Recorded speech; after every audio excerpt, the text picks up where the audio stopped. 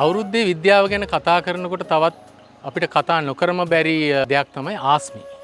ආස්මි කියන්නේ ඇත්තටම අපේ රටේ දේශීයව භාවිතා කරන අමුද්‍රව්‍යයක් පාවිච්චි කළා තමයි මේක මේ දුෂ්ශ්‍රාවිතාවය වැඩි කරගන්න, උකු බව වැඩි කරගන්න පාවිච්චි කරන්නේ. නැත්නම් දවුල් කුරුඳු, කුඩු දවුල කියලා හඳුන්වන ශාකයේ කොළ කොටලා ඒක වතුරත් එක්ක මිරිකලා ගන්න යුෂය තමයි මේ දුෂ්ශ්‍රාවිතාවය වැඩි කරගන්න. හාල් පිටි සහ පොල් කිරි මිශ්‍රණයට මේ දුෂ්ශ්‍රාවී ද්‍රව්‍ය එකතු කළා තමයි මේ උකු බව ඇති කරගන්නේ.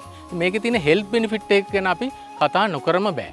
ඔයගොල්ලෝ දන්නවා අවුරුද්දේ කැම මේසෙට අපි පාවිච්චි කරනවා නොයෙකුත් උෂ්ණාධික ආහාර, තෙල්.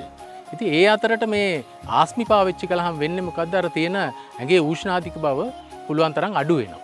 ඉතින් මේ තියෙන ආස්මි ඇත්තට මේ ආස්මි ගත්තොත් මේ පැණි ද්‍රාවණයක් පිටින් ආලේපනය කරලා තියෙන්නේ ඒ පොඩක් පැණි රස ඇති කරගන්න. නැත්තම් මේක ඇත්තටම ආස්මි කියන එකේ පැණි දාන්නේ නැහැ.